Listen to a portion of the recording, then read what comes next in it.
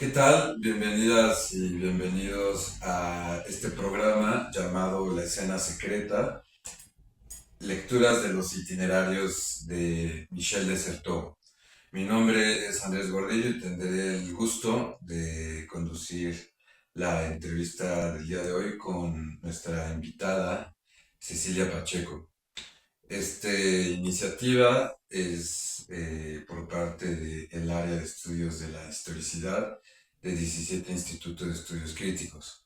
Y la intención general, como ya han escuchado tal vez de este programa, es entrevistar a diferentes figuras lectoras de diferente ámbito. Ha habido pintores, psicoanalistas, escritoras, en fin, historiadoras desde luego, respecto a lo que palpan, respecto a lo que leen y les convoca y evoca existencialmente e intelectualmente los textos de Michel Desertot.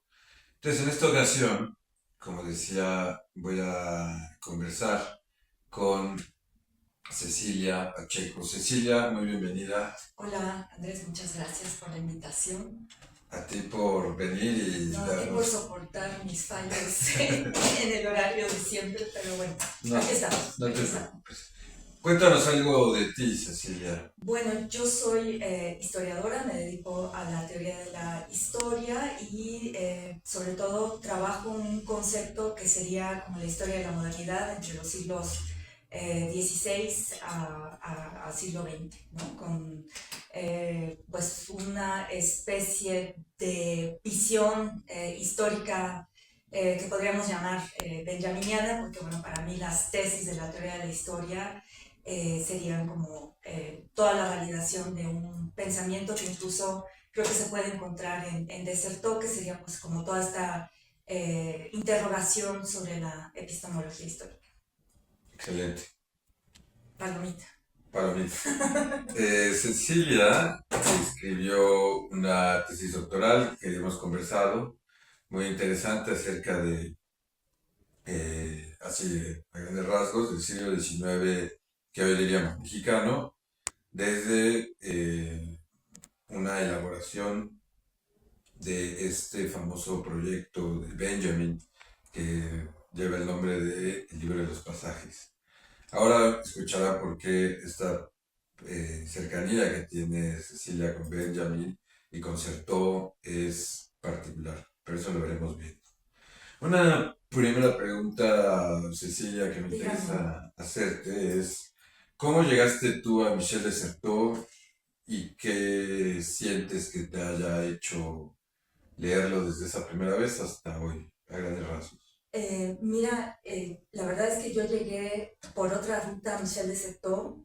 Yo llegué por un estudio literario que estaba haciendo y me fascinó como la propuesta del análisis de la operación historiográfica y además como, perdón, esta relación multidisciplinaria que tiene Desertot que para mí es fundamental y además una cuestión que está en esta obra genial, ¿no? de Desertot es como la capacidad poética de expresar eh, un pensamiento acerca de la filosofía de la historia y desde luego, ¿no? Lo que me enlaza mucho con Desertot es este cuestionamiento a los postulados de la modernidad. Mm. Eh, Cuando lo leíste por primera vez, ¿qué textos leíste? ¿Recuerdas? Más o Sí, bueno, menos. por supuesto leí la operación historiográfica, que creo que, bueno, todos los que salimos de esa generación y que pues estamos, digamos, académicamente, ¿no? Vinculados a toda la propuesta que hacía el doctor Alfonso Mendiola, son esos los textos que, ese es el texto que leí. Y además también me fue muy interesante la vinculación que va a hacer Paul Ricoeur también a partir de este libro que se llama La memoria, la historia y el olvido, en donde él retoma justamente como toda esta crítica que hace de ser toda la historiografía Mm. y de alguna manera la hace estallar en pues esta polémica que los historiadores odian, ¿no?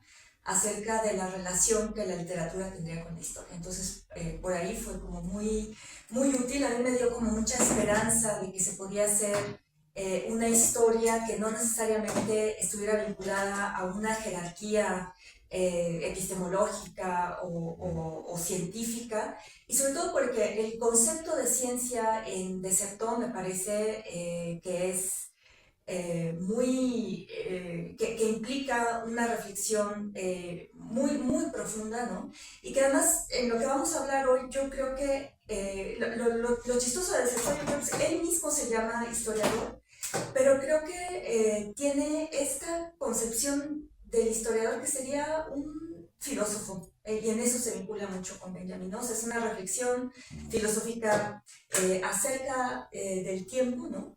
Y creo que la posibilidad que tiene él de pensar acerca del pasado la retoma a partir de una especie de conjunto, ¿no? de problemáticas que hay, mucho a partir del siglo XVI, que sería el siglo, ¿no? En donde históricamente se puede comenzar a hablar de que existe una modernidad por varias razones. Y además, bueno, también para mí Desertó siempre ha sido muy importante porque es alguien que está vinculado con el psicoanálisis, con la antropología y con la etnología, que son cosas que de base para mí fueron muy importantes porque en una época, digamos, de formación, yo estuve muy cerca, fui muy cercana más bien a la etnología, y pues una vez que vi cómo era el trabajo etnológico, me empecé a hacer como estas preguntas que Desertó se hace en la operación historiográfica, pero que son muy difíciles y que resultan como muy delicadas en torno a el desarrollo de una ciencia que sería la etnología, y que yo creo que es una ciencia, me van a matar los etnólogos, pero que no resiste mucho el paso del tiempo por todas estas cuestiones que, bueno, vamos a hablar un poco más adelante, ¿no? Pues muy interesante esa eh, lectura tuya que tienes de lo que has leído de, pues, de este singular jesuita pensador, ¿no? Eh, Etnología.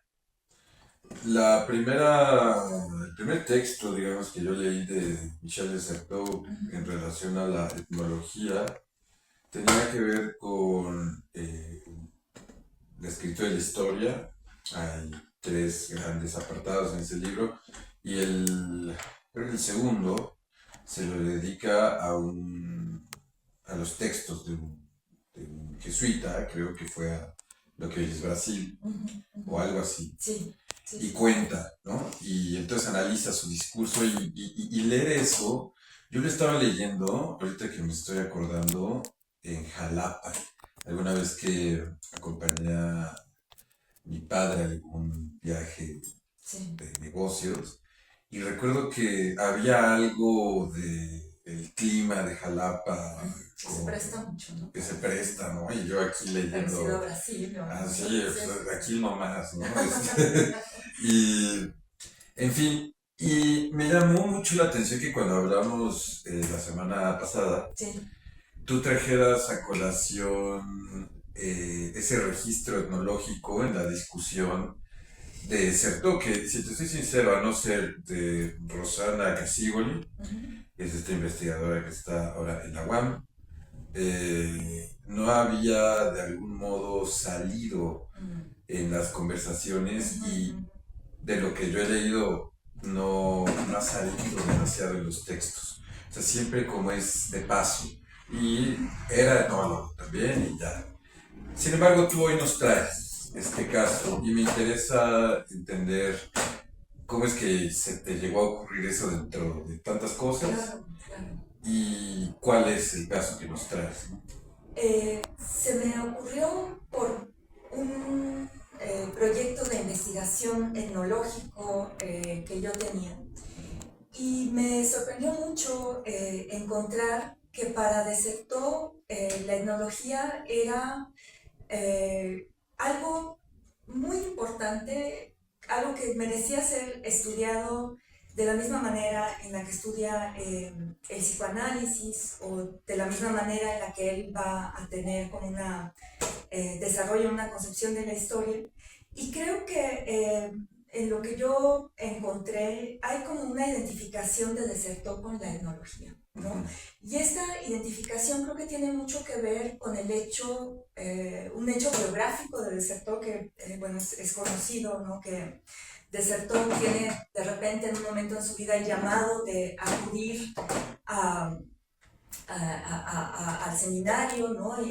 Introducirse como en todo este vastísimo, cultísimo universo de los jesuitas, y que una vez dentro, con todo el vocabulario que puede obtener a través de las lecturas de textos sagrados, del estudio de la mística, a través también quizás de un vocabulario, lo que en francés, que bueno, es inevitable, no hacer alusiones al francés, la parole, ¿no? El uso de la palabra, le van a ser muy importantes, ¿no? Es decir, el uso de la palabra en los jesuitas, además, tiene un uso particular en donde la palabra todavía tiene mucho peso, y Desertó a través de todos sus estudios se va a dar cuenta que ese peso de la palabra empieza a degradarse. Eso es por una parte, y por otra parte sucede también que yo creo que Desertó se va a identificar mucho con los etnólogos porque son los outsiders, ¿no? Y Desertó va a ser un jesuita que no, que si bien se va a él mismo lo dice, que su lugar de enunciación es el seminario y toda esta cultura jesuita, pero no necesariamente se identifica con el pensamiento jesuítico, y es un caso como de una complejidad que a mí me parece filosófica, ¿no? En el sentido en que es el jesuita que no es jesuita y sin embargo es el que puede retomar todo el campo semántico, todo el campo cultural de esta grandísima institución que va a crear textos fundamentales, ¿no? de la mística, y que también creo que este aspecto de interés que tiene Desertó por la mística es un aspecto que lo va a llevar a la etnología. La etnología finalmente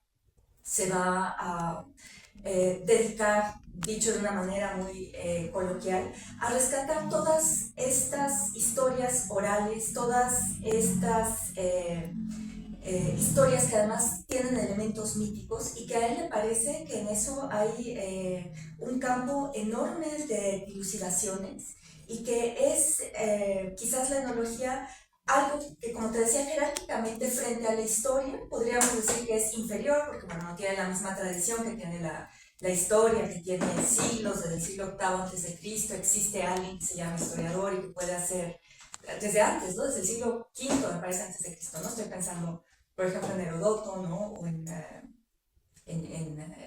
los cantos homéricos y demás, ¿no? Entonces no tiene esa tradición, y sin embargo la etnología para él va a ser muy importante justamente porque va a romper de alguna manera con el marco de lo que se considera la observación científica, ¿no? Y la observación, además, en el método histórico, que va a estar hecha a través del documento, pero que en el caso de la etnología va a estar hecho a través de la palabra. Y para él, la palabra es quizás mucho más importante que el discurso, por la posibilidad de flexibilidad que tiene la palabra, por su enorme libertad y por el enorme yacimiento de conocimientos que están ahí. Un yacimiento. Uh-huh. Bueno, pues yo creo que queda muy claro. Espero, por lo menos espero. Es muy complicado, ¿no? O sea, sí. y lo que vamos a hablar ahorita, pues yo te decía, yo tenía dudas, ¿no? De si presentarte esto o no, pero sí, ¿no? Esta parte etnológica en Desertó está, yo creo que muy eclipsada por este gran talento que tiene para hacer teoría. Uh-huh. Y que sin embargo no sé si podremos llegar a eso, ¿no? O sea, hay una sensibilidad, hay una pureza en la recepción de los conocimientos que sobrepasa lo académico. y sobrepasa, por supuesto, todo el marco de lo que sería la instrucción para ser un seminarista, ¿no? Tú decías hace unos momentos que cuando Michel Desserteau entra como seminarista con los jesuitas, ha de haber sido por ahí de 1940, 50 más o menos, que él entra, digo, soy historiador, entonces me olvido de las fechas, pero está en Wikipedia. Sí. Ahorita lo echamos. Entra, y bueno, hay todo un recorrido que tiene Michel Desserteau, se quiere ir a China a hacer misión. China es muy importante, sí. China, bueno, China es... bueno, casi diríamos, ¿no? Para muchos estudiosos modernos, China va a ser la gran referencia de lo que es la antigüedad, ¿no? Sí. Y bueno, en fin, no lo mandan a China por un montón de circunstancias y una historia que no vamos a contar aquí acaba como recomendado u obligado por la orden de los jesuitas a hacer la historia de los primeros individuos que fundaron la Compañía de Jesús, ¿no? Que es la orden. Tú decías que Certeau tiene una habilidad o una sensibilidad particular para establecer relaciones con el campo semántico y con el campo cultural de aquellos tiempos del siglo XVI. Esto es muy interesante porque los ensayos de 1950 que publicaba Certeau en revistas, y lo podemos leer como compilación en el extranjero, lo que viene la diferencia, hay una constante mención al momento en el que Certeau ensaya acerca de lo que es ser cristiano en su propio contexto, en 1950, etc.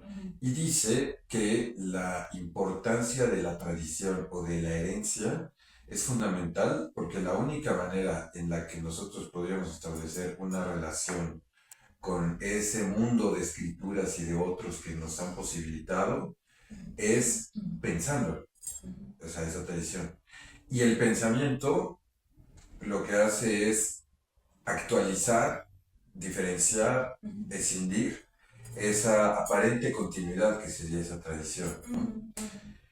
Para lo cual, entonces, es importante mencionar que Certeau tenía un conocimiento muy enciclopédico, muy ilustrado, no solo de los jesuitas, sino de las tradiciones más antiguas del cristianismo. Y el manejo de sus fuentes y de citación, porque habría que hacer un programa, ¿no? De cómo cita Certeau, porque Certeau cita muy similar en algunos ensayos como Benjamin, como que te toman por asalto o sea, no es una autorización. Entonces eso es muy interesante. Y los documentos, que se va desde Rimbaud, la película que vio en París, hasta el Evangelio, cualquier cosa. Esa sensibilidad que tiene el ojo viajero, como llamará él a un apartado, me lleva a preguntarte cómo llegaste a lo que nos vas a presentar hoy y cuál es la singularidad de este ensayo que tanto te evocó y pues una vez que entremos en materia. Ya entramos en materia, sí.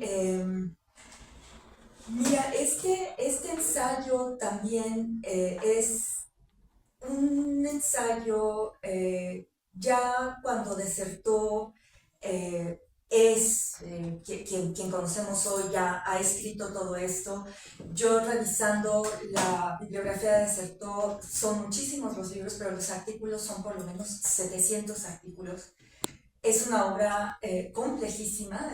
Yo, desde luego, pues no puedo decir que haya leído todo. Y este ensayo es déjame ver, creo que es de 1986, si no me equivoco. Quizás, sí, es de 86 y él muere... 86. Él muere, el texto entonces debe ser de 84, 85. también me fallan las fechas, ya sabes. Sí. Lo que quiero decir con eso es que es un ensayo ya muy cercano a su muerte, de alguna manera, ¿no? Entonces es un desertor que a mí me llama mucho la atención porque ya hay, digamos, una especie de haberse asumido a sí mismo. Es un desertor que utiliza su propio método, como él lo ha concebido, para hacer un análisis de algo que a él le interesa.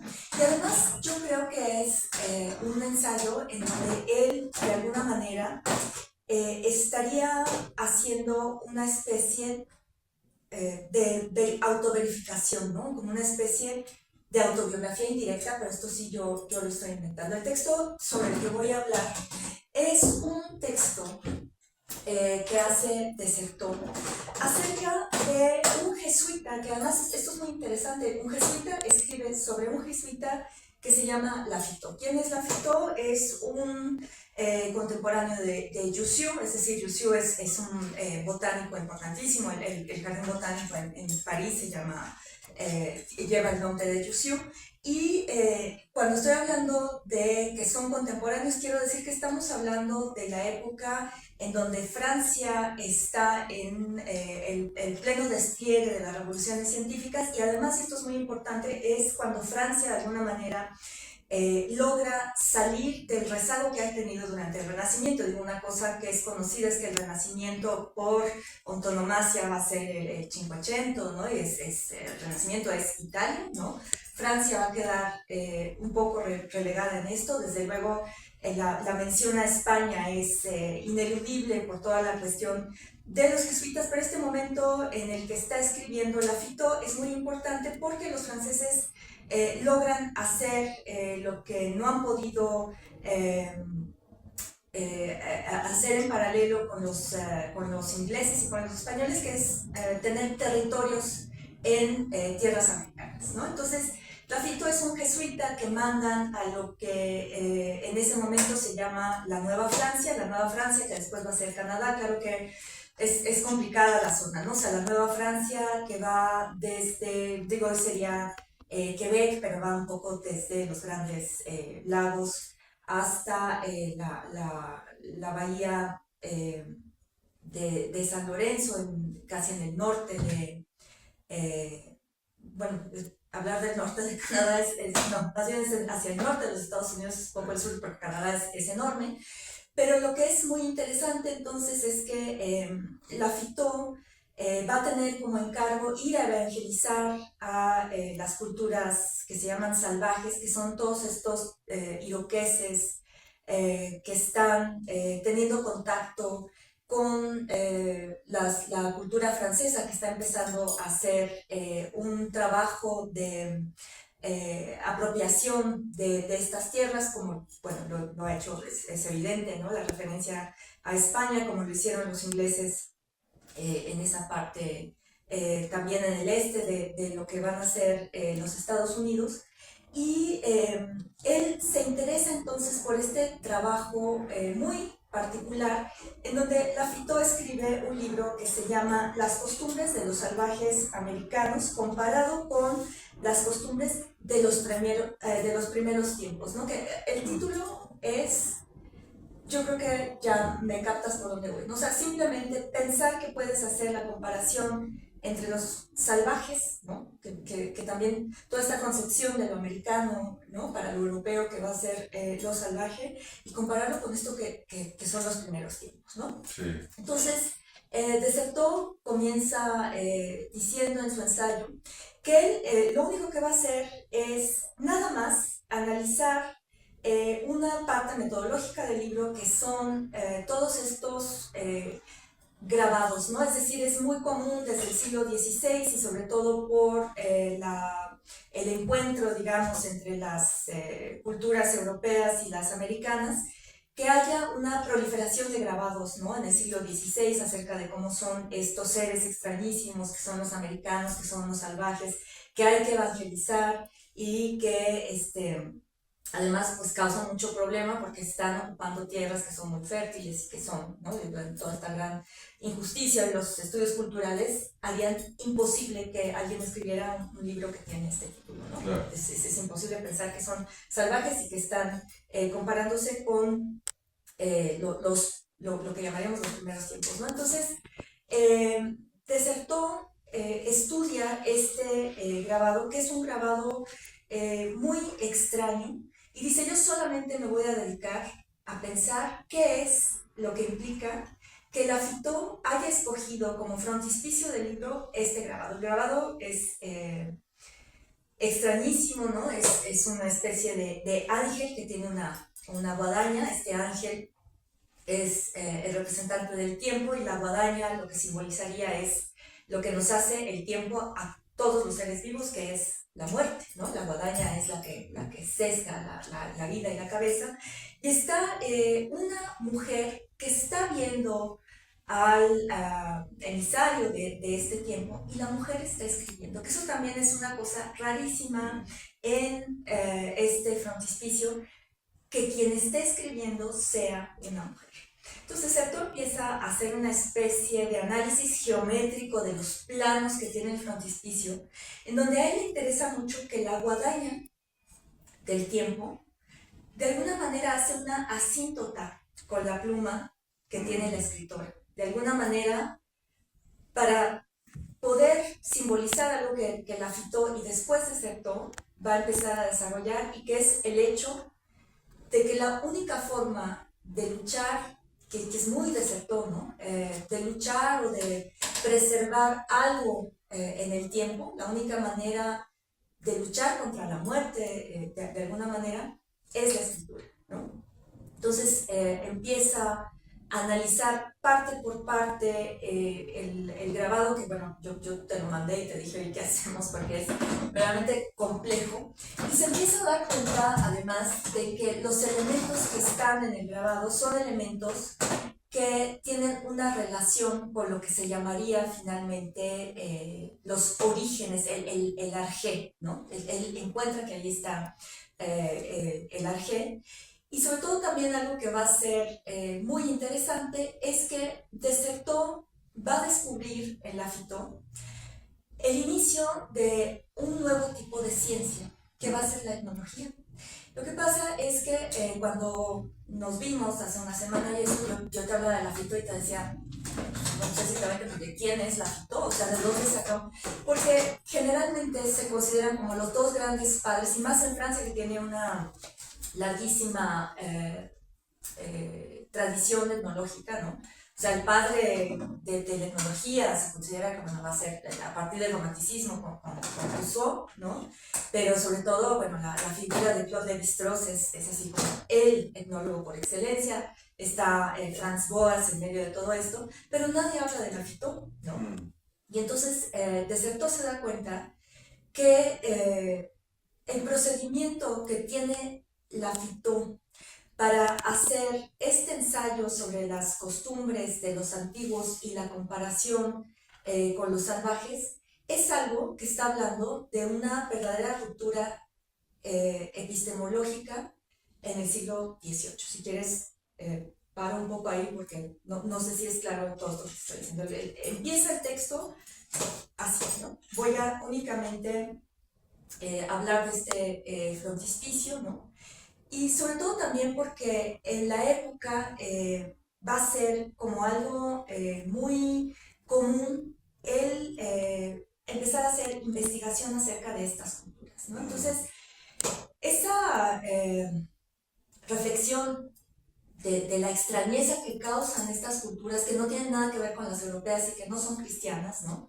Va a arrojar, digamos, una especie de prejuicio en donde se va a considerar que estos salvajes americanos serían una especie de demostración de lo que sería el origen de todo lo histórico y el origen de toda la humanidad, ¿no?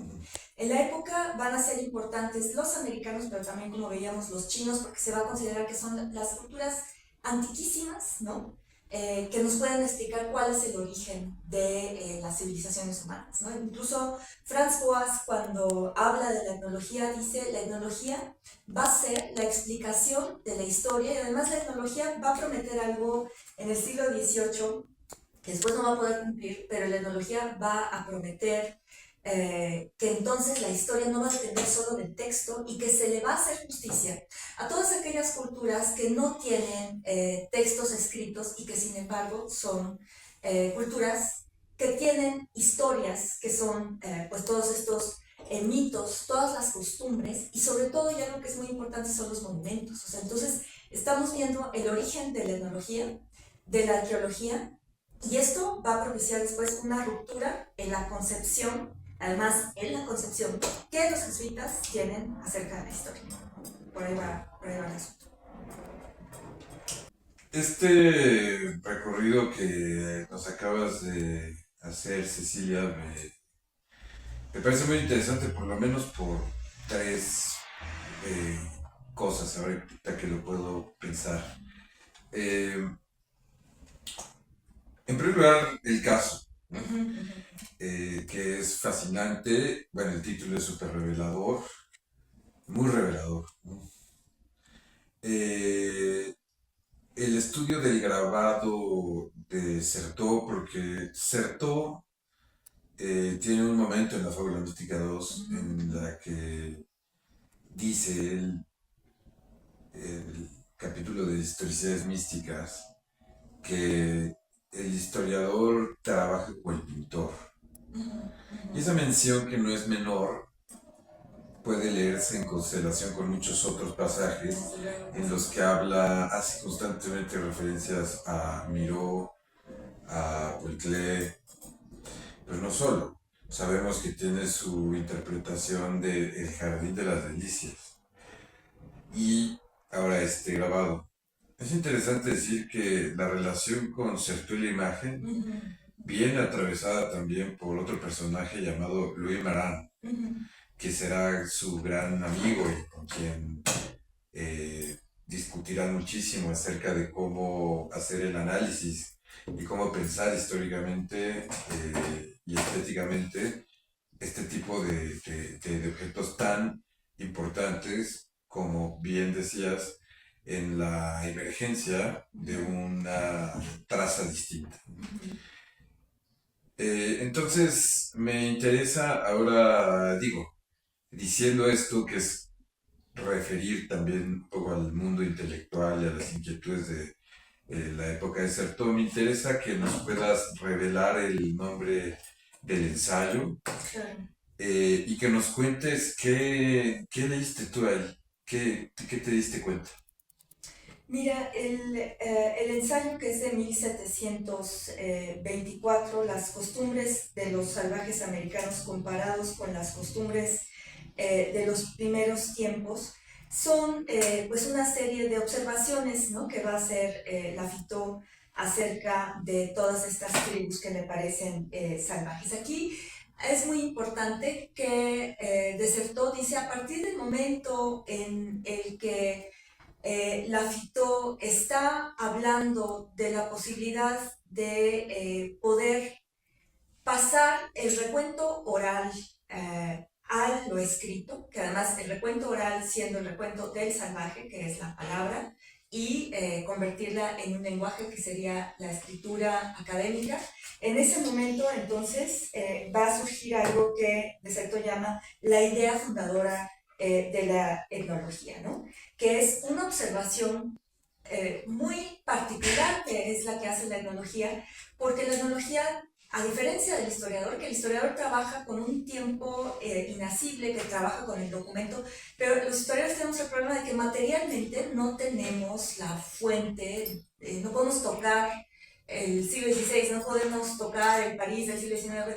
Benjamin trata de hacerlo, ¿no?, de alguna manera que puedas sentir qué es lo que está en esa época, pero los etnólogos tienen esta capacidad de estar en un mundo material, en donde además no solamente están tocando objetos y están viendo monumentos, sino que también están escuchando recuentos, ¿no? Esto va a ser también un quiebre, la posibilidad de que haya esto va a ser un quiebre muy interesante porque la costumbre también de hacer grandes colecciones de rarezas, que va a ser como muy común, todos estos gabinetes de curiosidades que van a surgir después de todas las relaciones transatlánticas en el siglo XVI, van a tener como una especie de modificación, dice de Certeau, a partir del 18. A partir del 18, la gente ya no se interesa tanto, digamos, en los blasones o en toda esta cultura francesa de la heráldica y demás, sino que se van a empezar a interesar en los objetos, y es una época entonces en la que Lafitau puede tener ese recurso. De hecho, en el grabado se ven en el piso como muchas estatuas que son como muy raras, ¿no? Estas estatuas son estatuas que tienen que ver con diosas, fundamentalmente, casi todas, hay mucha referencia a las mujeres, sí. Y esto es importante porque hay dos grandes hits, digamos, en la obra de Lafitau. Una es un estudio del ginseng, porque también estuvo en China, entonces fue como el que trajo el ginseng a Europa. Habla de las virtudes, que bueno, pues ahora en TikTok es súper de moda que te tomes el ginseng para la gripa, ¿no? Todo eso.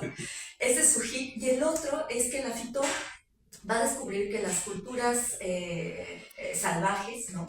Tienen una característica fundamental, que es la ginecocracia. Es decir, son culturas en donde la filiación, la educación, la historia de la tribu, vamos a decirlo así, viene a través de las mujeres, el reconocimiento es el matriarcado, ¿no?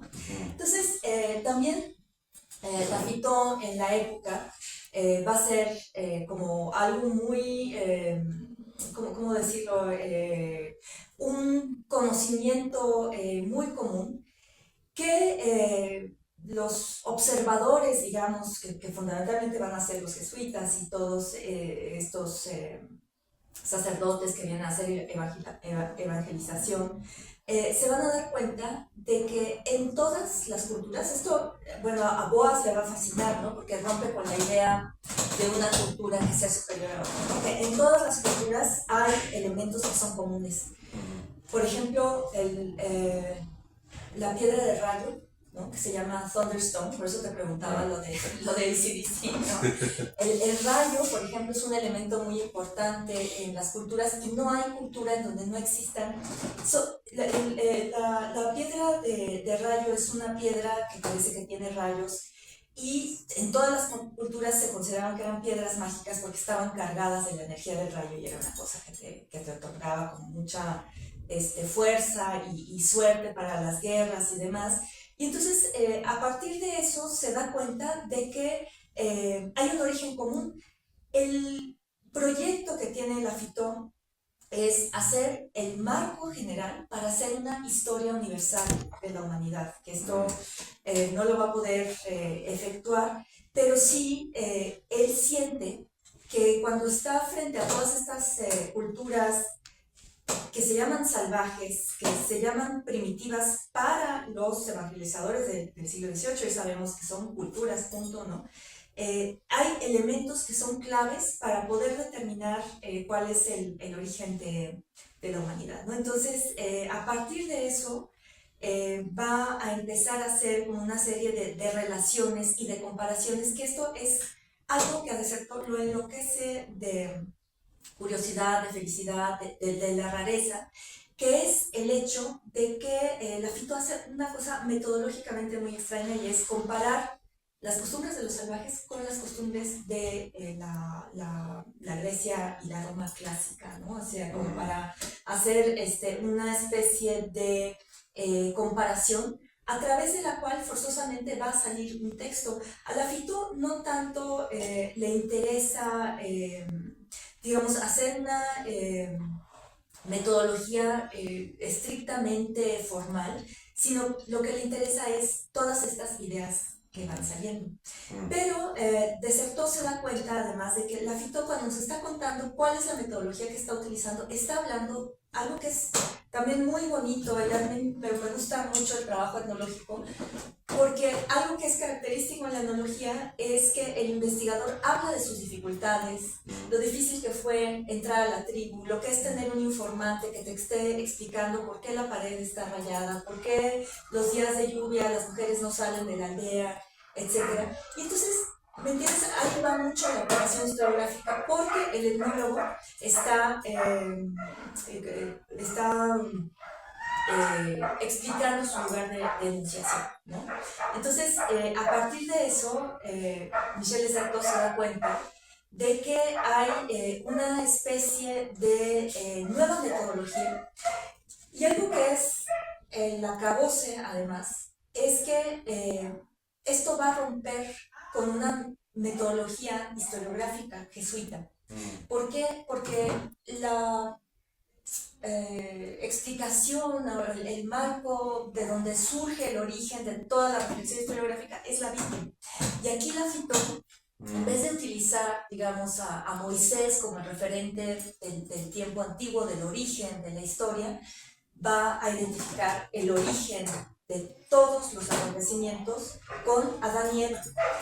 Incluso en el grabado aparecen unos personajes que son Adán y Eva, y aparecen otros personajes que son una pareja de salvajes. Y la Fitó dice en el texto, los tuve que vestir porque son indecentes, ¿no? Es decir, también toda esta cuestión, ¿me entiendes?, de la extrañeza que causa este choque, ¿no? De ver como estos cuerpos que están desnudos y que a la Fitó le llenan de, no sé si horror, porque además ahí es donde te decía, hay una parte muy ambigua en el texto, en donde hay muchas referencias al cuerpo. Por supuesto, también esa referencia al cuerpo está en toda la tradición jesuita que tiene de Certeau, en donde el cuerpo merece una fidelidad para poder realizar el trabajo que es propiamente el trabajo religioso, ¿no? Es decir,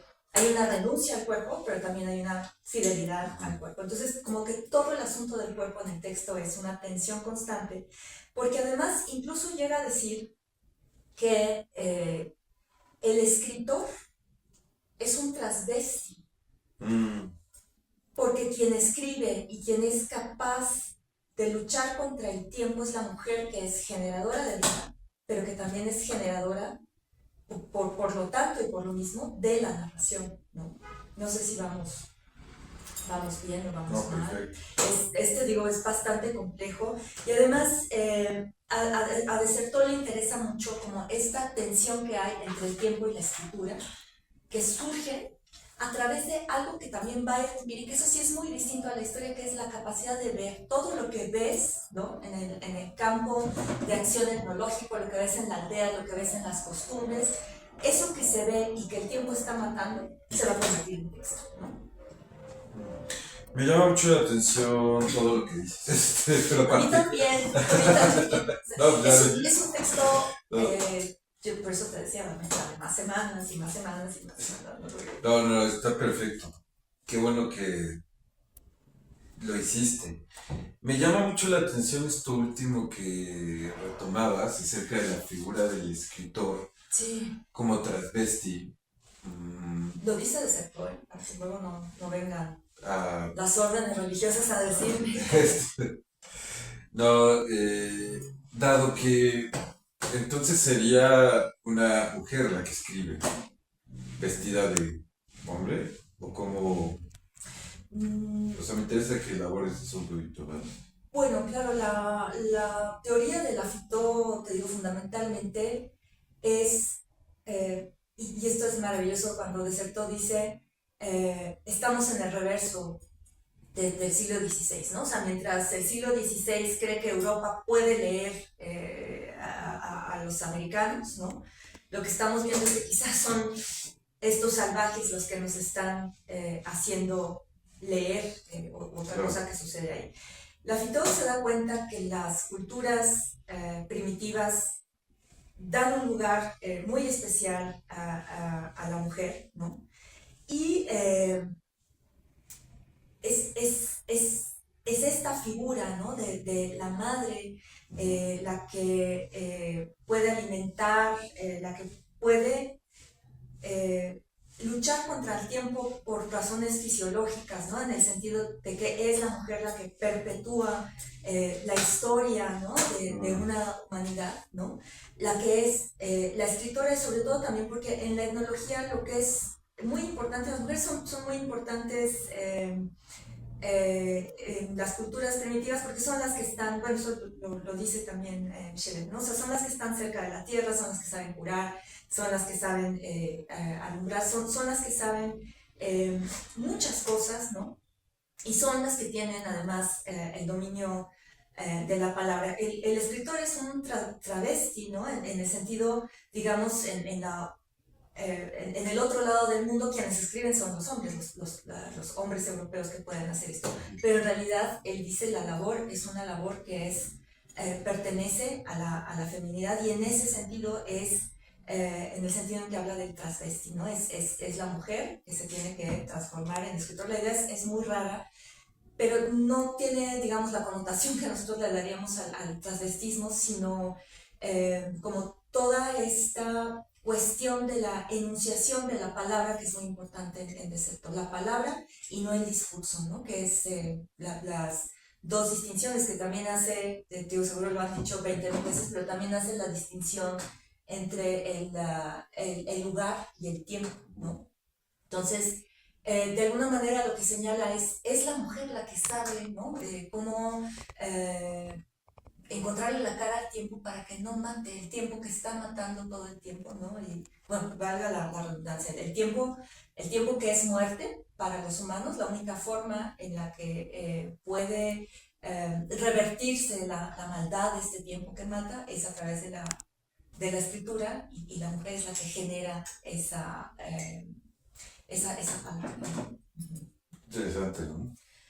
Raro, ¿no? Raro porque además yo te decía, yo veo que también hay como una especie de identificación de Desertó con la Fitó por toda esta cuestión, lo dice un poco al final del texto, ¿no? O sea, finalmente estamos frente a un pensador jesuita que fundamenta una nueva disciplina que es la etnología y quedó relegado completamente en la historia, ¿no? Que es un poco, yo creo que le pasó a él dentro de la compañía, no conozco exactamente cómo, no sabría cómo explicarlo, pero dentro de la compañía de Jesús, ¿no? También era alguien que no encajaba completamente con la institución, ¿no? Con todo esto, es decir, estabas hablando como toda esta época de los años 50,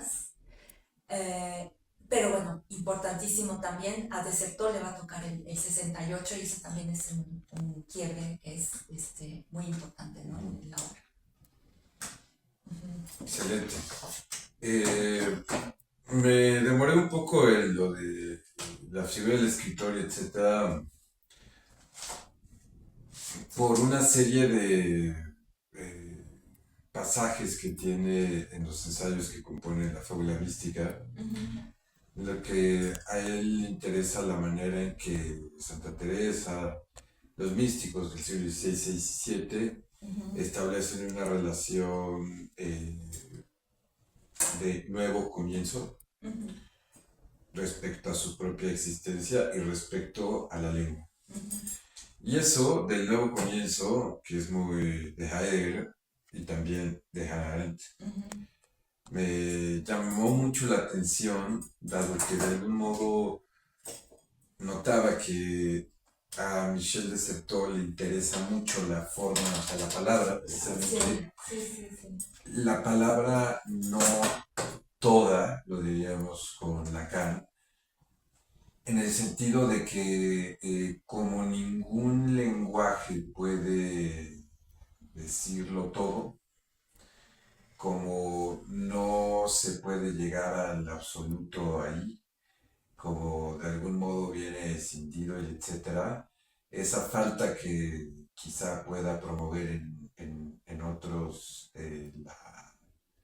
ser llenado o ser llenada, pareciera que en la escritura de o sea, llenada con qué, pues con sentido, lo que estarían haciendo estas escrituras es más bien, al contrario, vaciarse de sentido para que de algún modo ese vaciamiento del sentido pueda ir dejando venir o florecer lo que de algún modo no puede ser dicho. Fíjate qué curioso.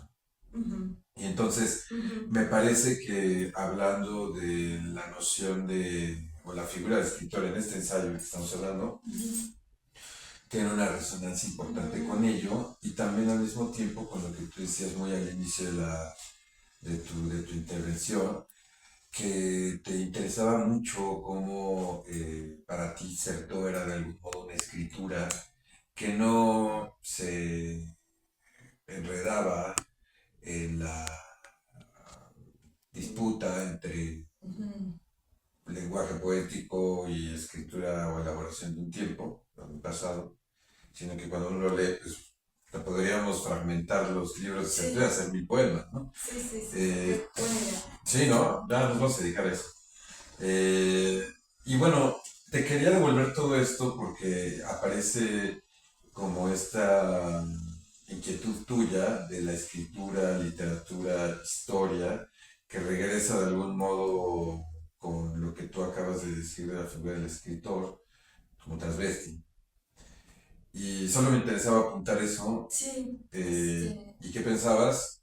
Y que nos continúes contando. es la figura del escritor como transvesti. Ujú, Pero también él, de Certeau, va a señalar otra cosa. Estamos viendo, dice de Certeau, a partir del siglo XVIII, la figura del escritor como un gran héroe, ¿no? ujú, Ya no son los grandes textos místicos, ujú, no son los grandes eventos. Surge esto que está en el grabado, alguien que está en un estudio, que tiene elementos materiales y en donde él va a señalar que hay una circularidad que está todo el tiempo ejerciendo tensiones en el grabado, que es este diálogo entre la escritura, el tiempo y lo que serían los vestigios materiales. Eh, los vestigios materiales que están aquí son también como muy representativos de toda la obra de Lafitau, porque por ejemplo va a tener, ¿no?, la representación de una Isis que se llama, bueno, a ver si no nos censura, se llama Isis Mamosa, ¿no? Es la primera Isis que está llena de senos y que va a pasar después en España a ser la Virgen de la Macarena, ¿no? O sea, sería como todo el arjé, que sería como todo el fundamento con lo que va a trabajar la etnología. O por ejemplo, va a tener aquí un sistro, ¿no? Tú conocías la palabra, yo la aprendí ahora. El sistro es la sonata que utilizaban los egipcios para hacer música, ¿no? O, por ejemplo, el calumet, que también va a ser importantísimo en la socialización de los evangelizadores con los indígenas, porque el calumet es la pipa de la paz, ¿no? Entonces, bueno, se fuman sus cigarritos o algo, algún tabaquito especial, y entonces eso también a él, sobre todo a Lafitau, le parece que es como si estuvieras viendo exactamente cómo era el pasado, pero ¿me entiendes? En esta idea que tiene Lafitau de que él está viendo el arjé, que está viendo el origen y todo, hay una construcción literaria, ¿no? O sea, porque bueno, ahora lo podemos ver muy fácilmente porque estamos aquí, pero hay una construcción que es eminentemente literaria, que es un poco lo que hace también el escritor. Bueno, el escritor es historiador. ¿Por qué? Porque el historiador también va a tener una serie de colecciones de elementos documentales, a partir del cual se tiene que hacer una composición, que es, bueno, todo lo que explica en la operación historiográfica, y que es, bueno, digamos, como muy conocido acerca de la obra de Certeau, ¿no? Entonces, entre las conclusiones que tiene de Certeau, si quieres también para ir un poco desmembrando todo esto, ¿no? De Certeau dice: este frontispicio revela la nueva operación de la escritura que emerge en el siglo XVIII. Ya no hay un padre, ¿no? Ya no hay necesariamente el documento, y estamos viendo el surgimiento de algo muy importante, que es el autor, que tiene un estudio en donde está en esta tensión circular entre el tiempo, el vestigio, el material, el monumento, y algo que es muy importante, que es la imaginación, ¿no? También dice de Certeau, no es extraño que suceda esto en la escritura, porque es la época posterior a todas las reformas religiosas que se han hecho y que va a generar un nuevo tipo de escritura, que es la escritura política utópica y la escritura científica, ¿no? Que también va a surgir, digamos, a partir de todo esto que es muy complicado para los jesuitas, ¿no? El hecho de que la modernidad implicaría también una ruptura con la tradición de la cristiandad y que sería el protestantismo, pero que en el caso de Certeau no está de alguna manera negado, ¿no?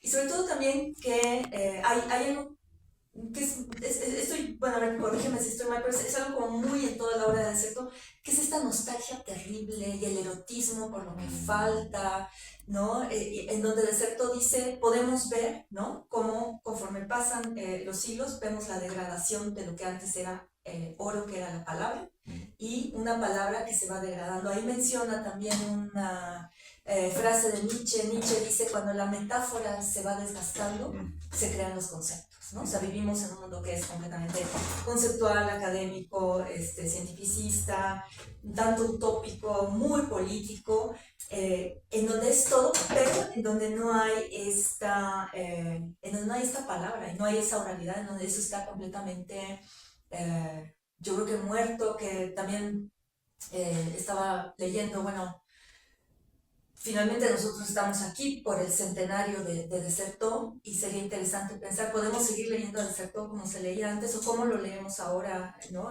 Que bueno, es la pregunta esencial, ¿no? De cualquier historiografía.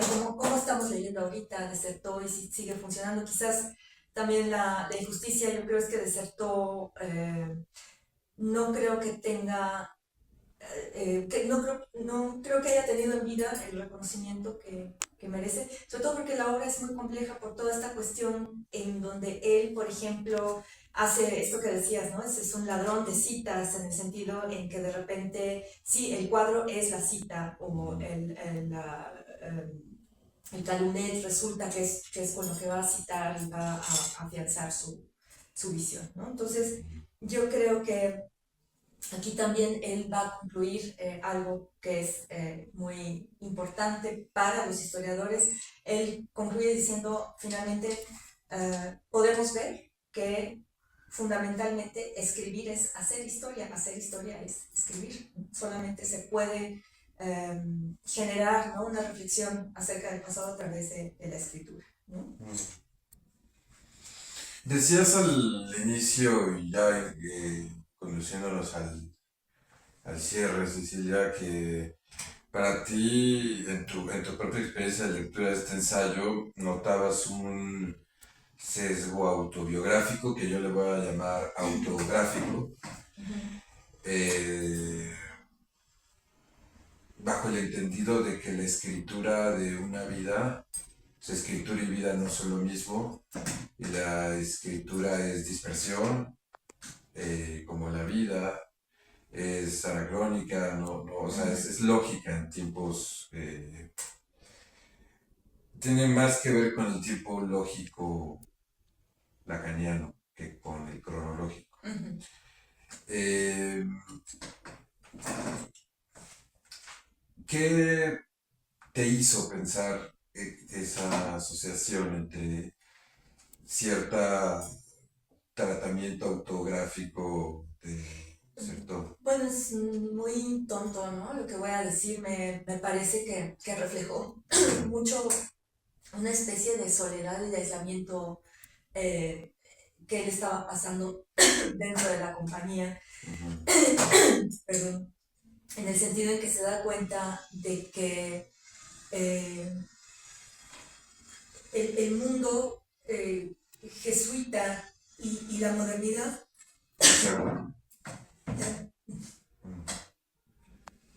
Tengo que dejar de fumar.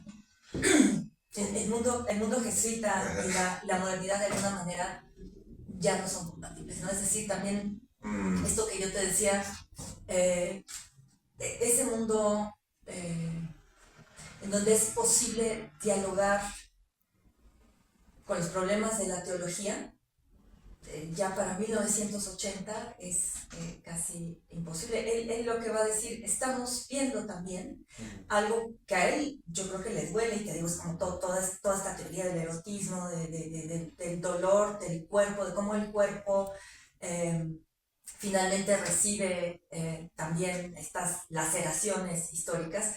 Hemos pasado de un tiempo de la teología a un tiempo de la antropología, que son dos cosas distintas, ¿no? Es decir, la teología, que sería la mitología, y la antropología, que ya es la ciencia, y ya es, pero, ¿me entiendes? También es el, uh, el fin del cuento de hadas, ¿no? Como diría Benjamin, o sea, aquí ya no hay ningún oro en la palabra, no hay ninguna posibilidad de acercarse a eso, ¿no? Que los seminaristas quieren acercarse. Yo creo que es un duelo que él tiene constantemente en el tiempo, y también hay un dato autobiográfico en el sentido en que le parece, no lo dice, ¿no? Pero parecería que es muy injusto que a Lafitón nadie le haga caso cuando, bueno, la gran estrella de la etnología hasta el siglo XX, Levi-Strauss, ¿no? Mm. Una última pregunta. Los que quieras, los que quieras.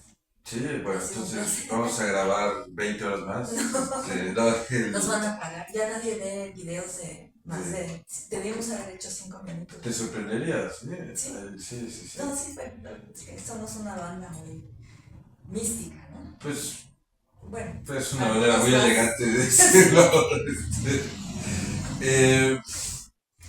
Certeau encontraba en la Fito una manera, la emergencia de una manera inédita de escritura. Sí, sí, sí. ¿Tú encontrarías en Certeau una manera inédita de escritura? Sí, fíjate qué buena cosa acabas de decir.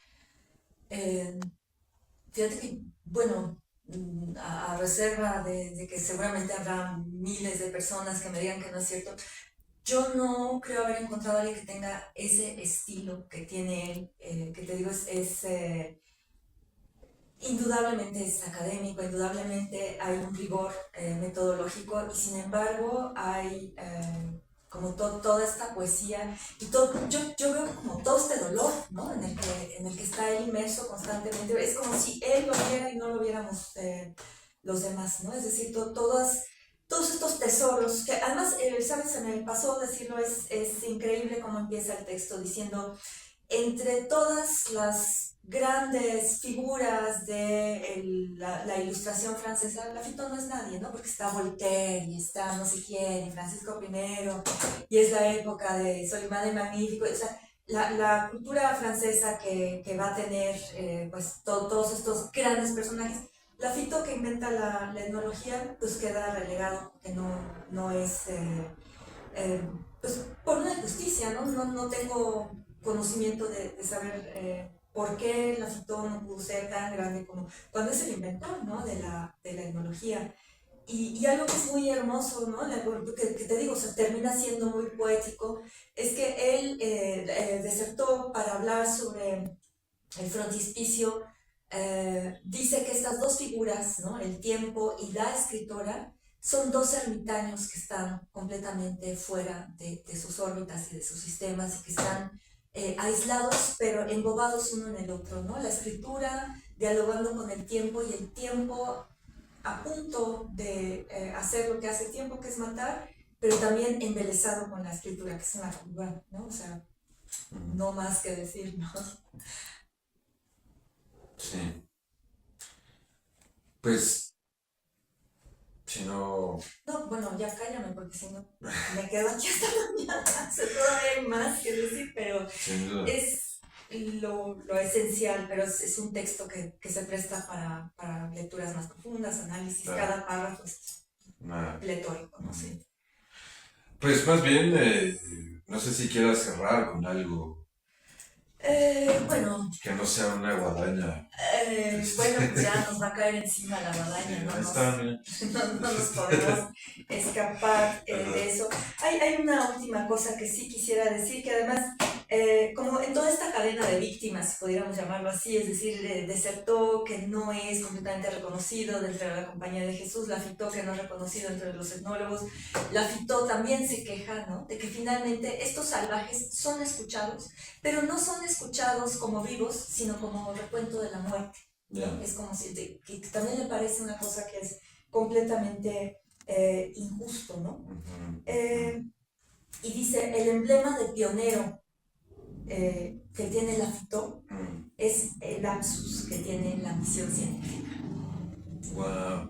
Con eso yo creo que es el final del ensayo, con eso yo creo que podemos terminar. Muchas gracias, Cecilia. Ha sido un verdadero placer escucharte. Al contrario, gracias a ti por soportarme. No, hombre, esperamos que haya episodio 2, 3, 4, 5, 6 de este ensayo. Pues ya págame, ¿no? Sí, ya, ahora con ¿cómo dijiste que se llamaba? La palabra esta. Con un cadumet, ¿no? Ándale, sistro. El sistro. Ah, tengo un sistro egipcio. Con eso ya quedamos, hermano. No, muchas gracias, Cecilia, muchas gracias a todas y a todos por seguirnos hasta ahora. Agradezco mucho a Jimena Gómez, que es quien nos está ayudando a grabar. A José Valentín Niembro Márquez, a Itziar Álvarez, por también estar dentro de este esfuerzo, y a Valeria Huerta.